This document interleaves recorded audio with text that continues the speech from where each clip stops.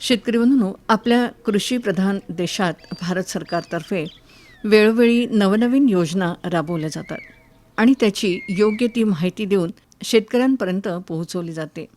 आणि त्या अनुषंगानं सद्यस्थितीत कोरोनाच्या या पार्श्वभूमीवर अलीकडे आलेल्या आत्मनिर्भर भारत अभियान योजनेअंतर्गत शेतकऱ्यांसाठी अधिक फायदेशीर आणि लाभदायी अशा विविध योजनांविषयी आपण माहिती मिळवत आहोत. राष्ट्रीय लसीकरण योजना, इनाम, पशुपालनातील पायाभूत सुविधा विकास निधी या महत्त्वपूर्ण विषयानंतर आज किसान क्रेडिट कार्ड या योजनेविषयी आपण जाणून घेणार आहोत. याविषयी नेहमीच बोललंही जातं, जसं की शेतीची उपकरणं आणि अवजारं खरेदी करण्यासाठी शेतकऱ्यांना बँकांकडून अधिकच्या व्याजदरानं कर्ज घ्यावं लागतं. कधीकधी ते भरणं अवघडही ठरतं आणि अशा परिस्थितीत आता ते फेडणं सुलभ व्हावं, त्याचा व्याजदर कमी लागावा यासाठी अंमलात आलेली ही योजना आहे ती KCC अर्थात किसान क्रेडिट कार्ड योजना. या योजनेतील महत्त्वाचे मुद्दे आहेत ते म्हणजे हे कर्ज किसान क्रेडिट कार्ड असणाऱ्यांना 3 वर्षाच्या अवधीसाठी असेल, ज्यातून शेतीसाठी लागणारे बी-बियाणं, खतं, अवजारं इत्यादी ते खरेदी करू शकतील. त्यासाठी शेतकऱ्यांना KCC धारक म्हणून ऑनलाईन पद्धतीनं नोंदणी करता येते. आवश्यक कागदपत्रांची पूर्तता करत KCC धारकाला कमीत कमी व्याजदरानं कर्ज उपलब्ध होतील आणि राष्ट्रीय फसल विमा योजना तसंच PM किसानचा लाभही किसान क्रेडिट कार्ड धारक घेऊ शकतील. अशा प्रकारे शेतकऱ्यांना या योजनेचा लाभ मिळणार आहे. तेव्हा किसान क्रेडिट कार्ड ही योजना नेमकी काय आहे, त्यामागचे उद्देश आणि इतर सविस्तर माहिती ही आता आपण ऐकणार आहोत.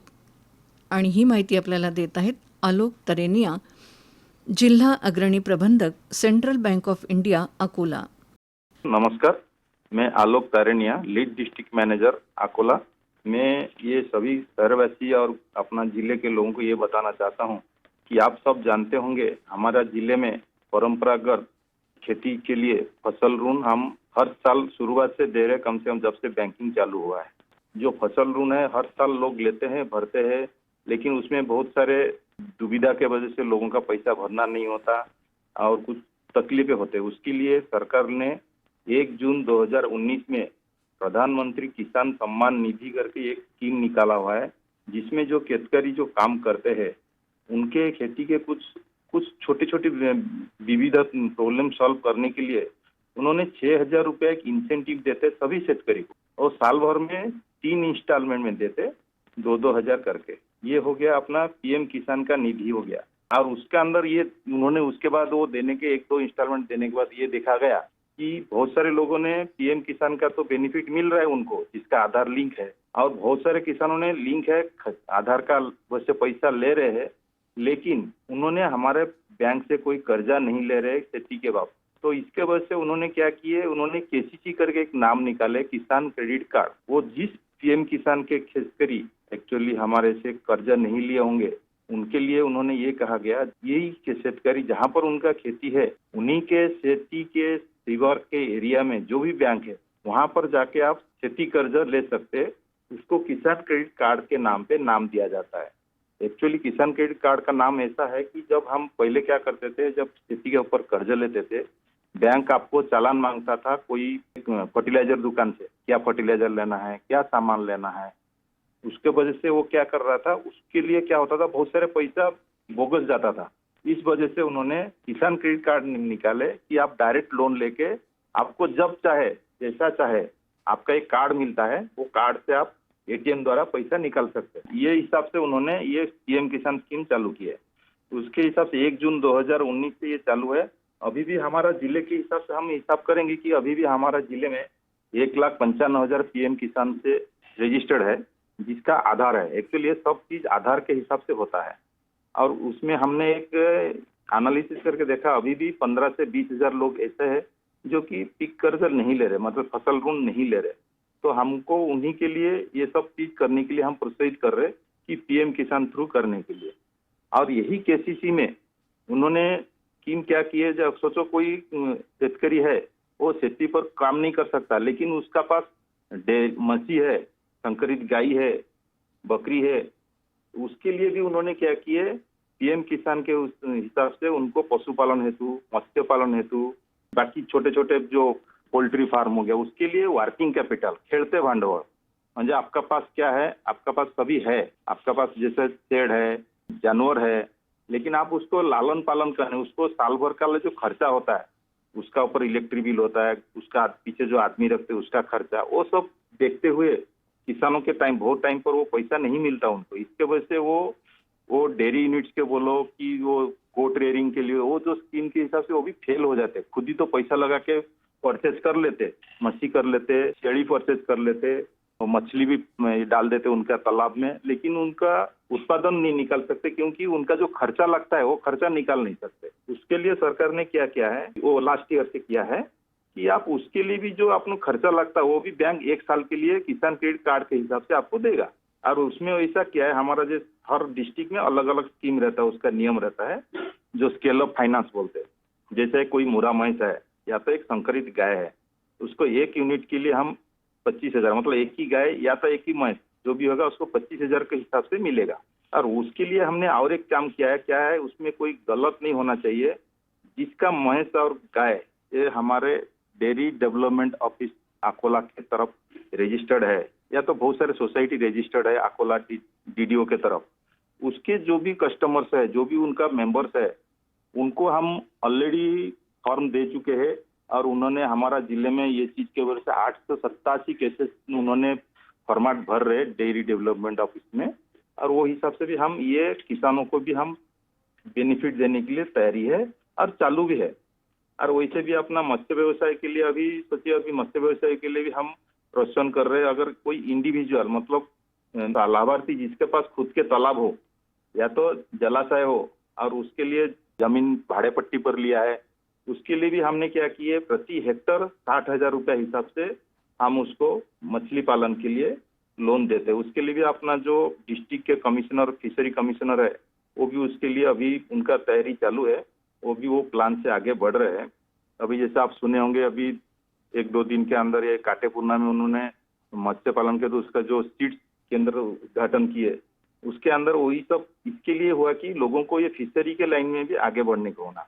मतलब इसका एकदम सादा हिसाब से बोला जाए कि खाली हम जो परंपरागत खेती करके उसको उत्पन्न लेते, उसको ना लेते हुए आप वो उसके बाजू में भी ऐसा व्यवसाय कीजिए जैसे कि ये ऐसा निसर्ग का जो खराब होता है आजकल, जो बारिश ज्यादा टाइम आ जाता है, कभी आता नहीं, इससे बचने के लिए हमारे पास ऐसा संसाधन होना चाहिए कि उसको छोड़ के भी हम ये बिजनेस से हम वो लॉस सह सकते हैं। उधर का लॉस हुआ तो इधर से पैसा मिलने के बाद अपना जो घर का चालचलन हो सकता है और अपन अपना डेवलपमेंट, घर का डेवलपमेंट, अपना जिले का डेवलपमेंट हो सकता है। तो ये सब किसान क्रेडिट कार्ड के हिसाब से हुआ।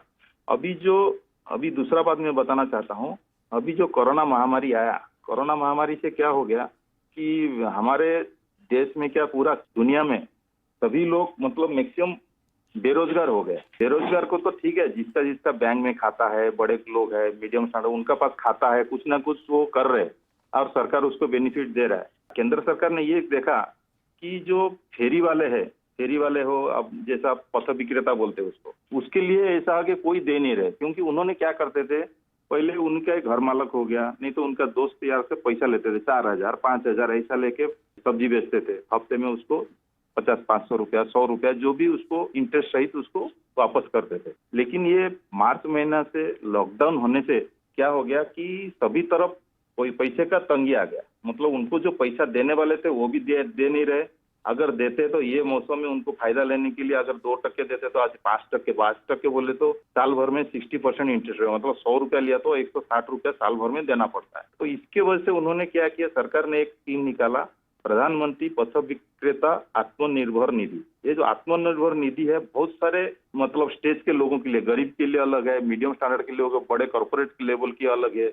लेकिन अपना जिले में जो मेन हम ये कर रहे हैं, आज नजर देख रहे हैं कि हमारा जो पथ विक्रेता है उनको सहायता देने के लिए कहीं पर कोई आगे नहीं आ रहा है। इसलिए सरकार ने उसके लिए प्रधानमंत्री पथ विक्रेता आत्मनिर्भर निधि करके एक स्कीम निकाला हुआ है और वो 1 जून से हुआ, 2 जुलाई से उसको स्टार्टिंग किया हमने। उसमें एक स्कीम ऐसा है कि जो मतलब 15 से 18 वेराइटी का बिजनेस है, मतलब मैक्सिमम बिजनेस इसमें कवर होता है, जो कि फुटपाथ पर करते हैं या तो गली गली में घूम के करते हैं, वो सबके लिए उन्होंने ये स्कीम चालू किया। उसके एक दो तीन अटी है, वो अटी मैं आपको समझाना चाहता हूँ। ये अटी ऐसा है, ये ऐसा पथ विक्रेता है जो 25 मार्च 2020 को अपना लॉकडाउन चालू हो गया पूरा भारत में। इसीलिए उन्होंने किया 24 मार्च 2020 तक जो भी पथ विक्रेता महानगर पालिका हो या नगर परिषद, हमारा जिले में तो 5 नगर परिषद है, 1 महानगर पालिका है, तो उसके अंदर जो भी पथ विक्रेता का नाम रजिस्टर्ड है, क्योंकि आजकल कोई भी बिजनेस करता तो अपना उसका नगर परिषद हो कि महानगर पालिका वहां पर रजिस्टर्ड रहता है उनका नंबर। उन्होंने एक सर्वे कराया था लास्ट ईयर से। वो सर्वे में जितना लोगों ने भी इसमें रजिस्टर्ड करा है वो सभी लोग इसमें पात्र है। ये तो हो गया, ये पात्र सभी पर। लेकिन क्या हुआ, वो सर्वे में ऐसा दिखा गया, अभी जो हमने एनालिसिस किए सरकार ने, कि उसमें ऐसा है कि बहुत सारे मतलब फेरी वाले हैं। जैसा हमने सर्वे करने के लिए मानोपा से नगर परिषद लोग गए, जब एक एरिया में सर्वे कर रहे थे, दूसरे एरिया में वो फेरी वाले घूम रहे थे, जब दूसरे एरिया में जाते तो वो फेरी वाले ये एरिया में घूम रहे। तो इससे क्या हो गया कि कुछ फेरी वाले और स्ट्रीट वेंडर जैसा हो गया, मतलब पथ विक्रेता कोई तबियत खराब हो गया। इसके वजह से वो जब सर्वे के टाइम वो इनके सामने नहीं है, जिस वजह से वो वंचित हो गए इनका रजिस्ट्रेशन से। उनके लिए भी उन्होंने ऐसा किए, जो रजिस्टर नहीं है उनके लिए भी उन्होंने एक किए कि जो अभी भी उन्होंने रजिस्टर करके मनपा नगर परिषद के अंडर रजिस्टर करेगा, उनको भी वो स्कीम में ये करेंगे। तो उसमें ये तो हो गया अपना कौन कौन लोग आ सकते हैं। इसमें एक पॉइंट है, आधार कंपलसरी है आपका, और आधार कंपलसरी रहना चाहिए, और आपका आधार में आपका खुद के मोबाइल रजिस्टर्ड होना चाहिए। इसका मतलब उन्होंने क्या किया, डिजिटल जो व्यवहार को उसको आगे बढ़ाने के लिए ये स्कीम की है कि आप आधार होना चाहिए और उसमें मोबाइल नंबर लिंक होना चाहिए। इसके कारण ऐसा है कि छोटे विक्रेता क्या करते हैं, आजकल दुकान में बैठ के पैसा छोटे छोटे 2 रुपया, 5 रुपया, 20 रुपया, 100 रुपया का एक एक कस्टमर से बिजनेस करते हैं। लेकिन उसमें क्या होता है, कैश ट्रांजेक्शन होते रहता है। कैश ट्रांजेक्शन क्या, आज की तारीख में कोरोना का जो सिस्टम चल रहा है कि हम किस बेस पर कोरोना ट्रांसफर होगा, कैरियर कहाँ से कहाँ जाएगा, ना पथ विक्रेता पता है, ना जो लेने आया है उसको भी पता है। इसलिए करेंसी में भी जाने का चांसेस रहता है। इसलिए उन्होंने क्या कर रहे हैं कि ये डिजिटल सिस्टम कर रहे हैं कि आप उसमें पेटीएम करो, गूगल पे करो, ये छोटे छोटे 5 रुपया 10 रुपया जो भी है वो, इसके वजह से उन्होंने डिजिटल व्यवहार करने के लिए आपका आधार कार्ड कंपलसरी किए और उसमें मोबाइल नंबर रजिस्टर्ड किए कि मोबाइल नंबर अगर उसमें होगा, आप कोई भी ट्रांजेक्शन करेंगे मोबाइल थ्रू, वो सभी क्लियर हो जाएगा। और उसमें क्या किया, अपना अकोला महानगर पालिका में उनका एक सीएससी सेंटर करके उन्होंने बहुत सारे जगह पर खोले हुए। वहां पर जिस लोगों ने रजिस्टर्ड ऑलरेडी कर चुके हैं अपना महानगर पालिका में, वो जाके वहां पर उनका ऑनलाइन फॉर्म भर सकता है। ऑनलाइन में कोई बड़ी बात नहीं है।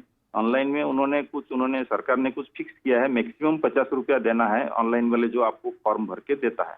उसमें आपका नाम, आपका फैमिली का नाम, आप कहाँ रहते, क्या करते, क्या बिजनेस करते, पहले कोई बैंक से लोन लिए कि नहीं, और लोन लिए तो कितना भर रहे, थकित है कि अच्छा है, वो सब चीज देना पड़ता है। और वो ऑनलाइन क्या करते हैं, आप जिस बैंक के नाम बोलेंगे, आपके जैसा पर्टिकुलर जो एरिया में रहते हैं, कोशिश कीजिए वही एरिया में आप डाले। या तो आपका जो एरिया में घूम रहे, या तो घर के पास का करेंगे, या तो आप जो एरिया में घूमते वो बैंक का आपका जहाँ पर खाता है, नहीं तो ये 3 चीज में आप लोग कर रहे हैं। तो इसीलिए मेरा ऐसा सभी पथ विक्रेता का अनुरोध है कि जिसने अभी इस टाइप के जो 10,000 रुपया, मतलब आज के तारीख में कोई किसी को 1,000 रुपया देता नहीं। 10,000 रुपया आपके लिए बहुत बड़ी बात है।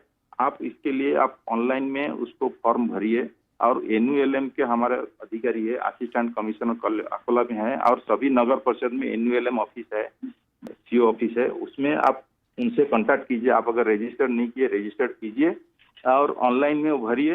बैंक वाले क्या करेंगे, उसको ऑनलाइन चेक करते हैं। तो आपने आपका कोई बैंक का आपका कोई नहीं है, तो आप क्या करते हैं, अगर बैंक का नाम भी नहीं भरे तो बैंक देखता है कि ये आदमी का कहीं पर बैंक अकाउंट नहीं लिखा है, तो वो ऑनलाइन से पिकअप करता मतलब वो चाहता है कि ये जो कस्टमर है मैं ले लूंगा। तो इस टाइप का अभी एक सिचुएशन चल रहा है। अभी कंपटीशन मार्केट बैंकर्स के अंदर है कि अगर कस्टमर कैसा है वो खींच के ले रहा है, और इसमें कोई टारगेट फिक्स नहीं किया सरकार ने। सरकार का कहना है कि जितना हो सके पूरे के पूरे हमारे जो पथ विक्रेता है सभी इसके अंदर एनरोलमेंट होना चाहिए। और उसमें अभी बेनिफिट ऐसा बता रहा हूँ, इसमें बेनिफिट ऐसा है कि आप अगर पैसा लिए 10,000 रुपया, वो जो भी कोई बैंक का 8% होगा, कोई पर 9%, कोई 10% होगा। तो इसमें सरकार का क्या कहना है, आप अगर रेगुलर भरेंगे तो उसको आपको 7% का जो इंटरेस्ट रेट है वो सरकार हर महीना आपके खाते में डाल देगा। बैंक जो ब्याज लगाता है सोचो 10% लगाया तो 7% सरकार उसको दे देगा, 3% आपका रहेगा। और उसके अंदर भी एक बेनिफिट रखा है बहुत सारे, जो आप ऑनलाइन बैंकिंग करेंगे, जैसे आप भीम ऐप से करेंगे, गूगल पे से करेंगे, उसको अगर ऑप्शन आप ऑटोमेटिकली आपके जहां पर बिजनेस करते उसमें अगर शो करते महीना में कुछ ट्रांजेक्शन उन्होंने किए, इतना ट्रांजेक्शन किए तो वो कुछ 50 रुपया 100 रुपया वो भी आपका इंसेंटिव के तहत आपके लोन खाते में जमा हो जाएगा। 10,000 ले तो 2,000 रुपया की 2,500 रुपया भी नहीं आएगा इंटरेस्ट। और वो भरने से क्या होता है, आपका भी एक पथ निर्माण होता है बैंकर के साथ। हर महीना बैंक में आप पैसा भरते जाते, तो उससे क्या होता है बैंक का और बैंकर का और कस्टमर का जो रिलेशन है वो बढ़ जाता है। और वो बैंकर तब जानता है कि ये सही में जो पथ विक्रेता है वो एक्चुअली नीडी पर्सन है और उसको 10,000 दिया तो इतना अच्छा कर रहा है। और वो उस टाइम दूसरे जब 1 साल के बाद आपको ऐसा दिखेगा कि बैंकर से आपके पास जाएगा, बोलेगा भाई तू ये 10,000 में क्या होता है, इसको थोड़ा ये बिजनेस बढ़ा और 10,000 ले ले। वैसे सिस्टम है इसके अंदर, उसको 20 दे सकता है, 30 दे सकता है। आगे चल के वो क्या आप एक हमारे अच्छे रिमार्केबल कस्टमर हो जाने से बैंक उसको आगे बढ़ाने के लिए कोशिश करता है। अब वो आगे चल के जैसे मुद्रा का चालू बहुत सारे जगह पर मुद्रा में लोग नहीं दे रहे, कारण ऐसा है कि लोगों ने सामने वाले को जानता नहीं क्या कर रहा है क्या नहीं। लेकिन ये ऐसा लाइन अपने केंद्र सरकार ने लगाया है कि लोग डायरेक्ट बैंक के साथ जुड़ेंगे और जो बैंक के साथ अच्छा व्यवहार करेगा वो आगे बढ़ेगा और उसको कहीं पर पैसा मांगने की जरूरत नहीं है। बैंक आपके लिए हर समय खड़ा है और बैंक आपको सपोर्ट करेगा और आगे करते रहेगा। आत्मनिर्भर निधि में बहुत सारे स्कीम है, लेकिन हमारा जिले के तरफ जो भी ये छोटे से मतलब गरीबों के लिए जो जिसके पास पैसा नहीं उसके लिए ये मेन स्कीम बहुत बड़ी अहमियत रखता है। यही इतना मैं कहना चाहता हूँ। और ये सबका आप बेनिफिट लीजिए, डेयरी यूनिट्स के लिए लोन लीजिए, फिशरी के लिए भी लीजिए। लेकिन बात ऐसा है कि आपका रेगुलर होना चाहिए। आप अगर कहीं बैंक से पहले से जुड़े हुए कहीं पर ठगित होना नहीं चाहिए। ये सब देखते हुए आपको करना है, नहीं तो ऐसा सोचेंगे कि हमने प्लान तो किए देने के लिए, अब मेरा ये ठगी थे फिर भी दे देना, वैसा नहीं हो। आप बैंक में आपका पथ बनाए रखे, बैंक आपको आगे बढ़ा के देगा। इतना ही कहना चाहता हूँ कि आपको बहुत सारी चीज बताया, लेकिन ये जो बताने में हमारे जो सहकार्य दिए आकाशवाणी अकोला, उनका मैं बहुत बहुत धन्यवाद देता हूँ और श्रोताओं को ये धन्यवाद देता हूँ अभी मेरे को अच्छे से सुनने के लिए। और मेरा यही कहना है कि ये जो भी है आप जन माध्यम को जानने के लिए जो आकाशवाणी अकोला ने इतना अच्छा काम किया है उसका मैं हार्दिक रूप से थैंक यू देता हूँ। नमस्कार। आत्मनिर्भर भारत अभियान योजनेअंतर्गत आत्ताच आपण किसान क्रेडिट कार्ड या विषयी आलोक तरेनिया, जिल्हा अग्रणी प्रबंधक, central bank of India Akola यांनी केलेलं मार्गदर्शन ऐकलं।